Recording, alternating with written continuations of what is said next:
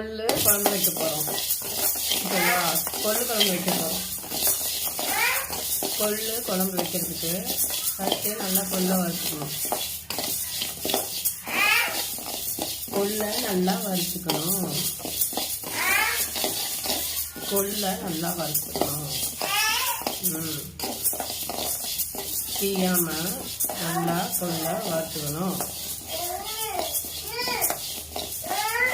நல்லா வாசம் வர வரைக்கும் நல்லா வறுத்துக்கணும்.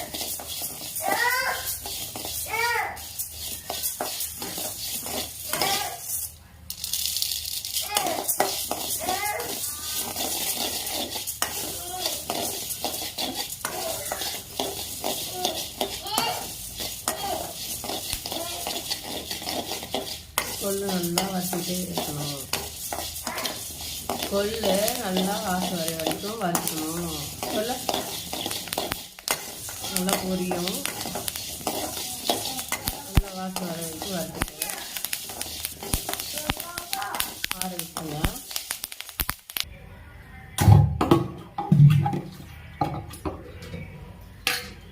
தேவையான தண்ணி ஊற்றிக்கலாம்.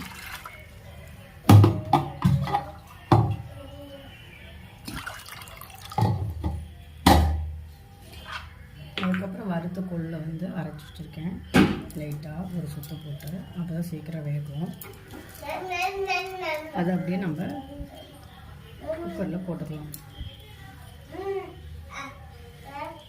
அப்புறம் மீதி இருக்கிறத லைட்டாக தண்ணி விட்டு அலாசி ஊற்றிக்கலாம்.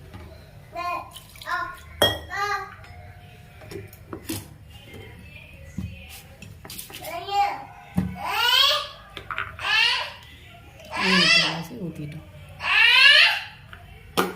அடுத்து நம்ம வெங்காயமும் பூண்டு ஒளிச்சு வச்சுருக்கோம். அதை நம்ம போட போகிறோம்.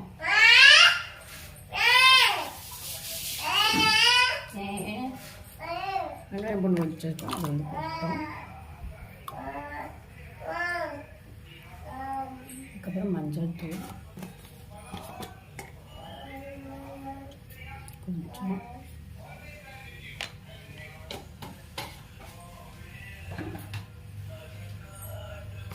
அடுத்து சீரக மிளகு போட போகிறோம்.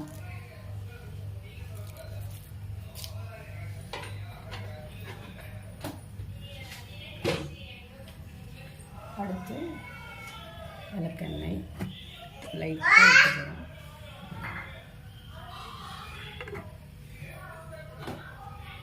அடுத்து பெருங்காயத்தூள்,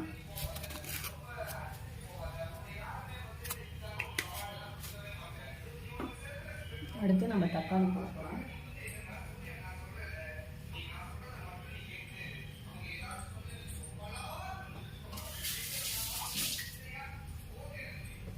நல்லா பெரிய தக்காளியாக 2 போட்டுக்கலாம்.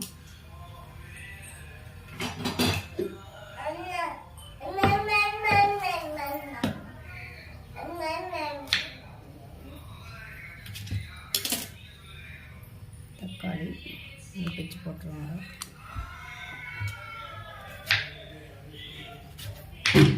அடுத்து 2 தக்காளி,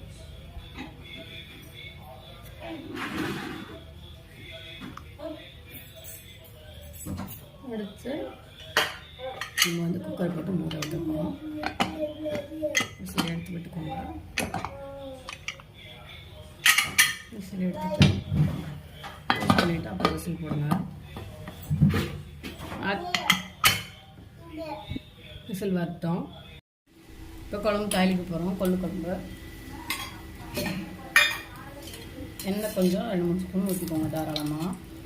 சட்டி காஞ்சதும் 4 ஸ்பூன் கூட ஊற்றிக்கோங்க.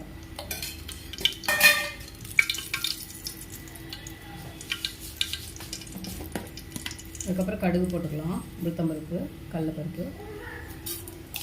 நல்லா எண்ணெய் காஞ்சதுக்கப்புறம் போட்டிங்கன்னா தான் அந்த பச்சை வாசம் வராது.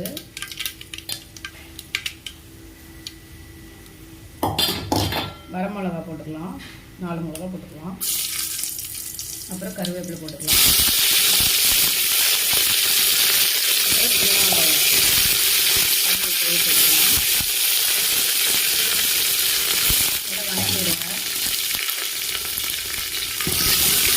நல்லா வணங்கணும். அப்போ தான் நல்லா வாசமாக இருக்கும் குழம்பு.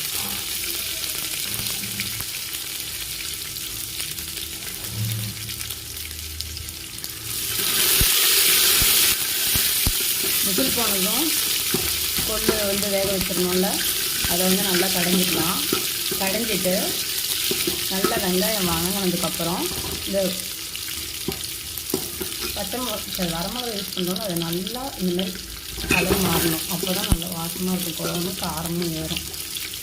அடுத்து வந்து நம்ம வந்து கடைஞ்சி வச்சுருக்க கொள்ளு குழம்ப ஊற்ற போகிறோம். ஊற்றும்போது நல்லா வாசமாக இருக்கும். நல்லா கொதிக்கட்டும்.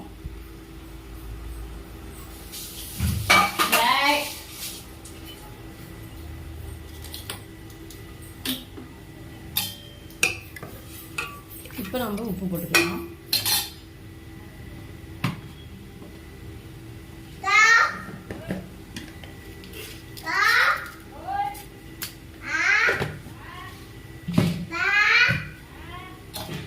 உப்பு போட்டு நல்லா கிண்டி விடுங்க.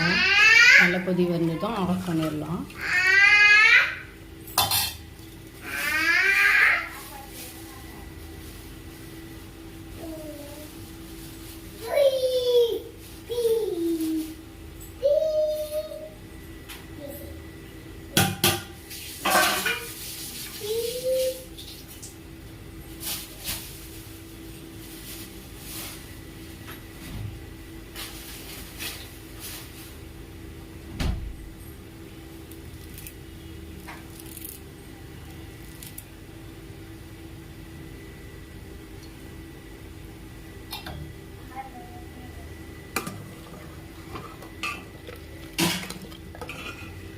கொஞ்சம் தண்ணி மாதிரி வச்சா தான் பிடிக்கும் குழம்பு, போட்டு கெட்டியாக பிடிக்கும்.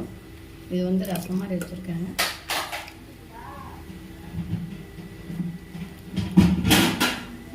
டேஸ்ட் நல்லாயிருக்கு. கொள்ளு வந்து நல்லா வேக வச்சு கடைஞ்சிங்கன்னா தான் நல்லாயிருக்கும்.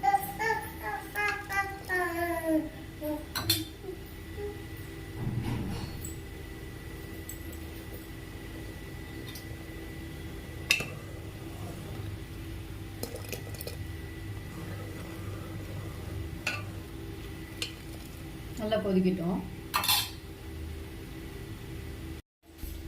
நல்லா கொதி வந்ததும் புளி தண்ணி ஊற்றி கரைச்சிக்குவாங்க. அதை வந்து கொஞ்சமாக ஊற்றிக்கலாம். புளியை நல்லா கரைச்சி ஊற்றிக்கோங்க. நல்லா வேகட்டும். நல்லா வெந்ததுக்கப்புறம் கொத்தமல்லி போட்டு இறக்கிடலாம்.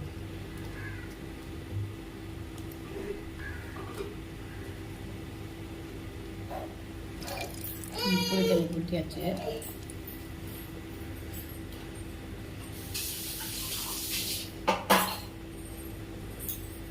நல்லா கொதிக்கட்டும்.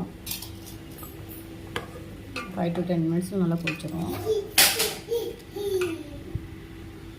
நல்லா கொதி வந்ததுக்கப்புறம் நம்ம கொத்தமல்லி போட்டு இறக்கிற வேண்டியதான். அப்போ தான் நல்ல மணமாக இருக்கும் குழம்பு.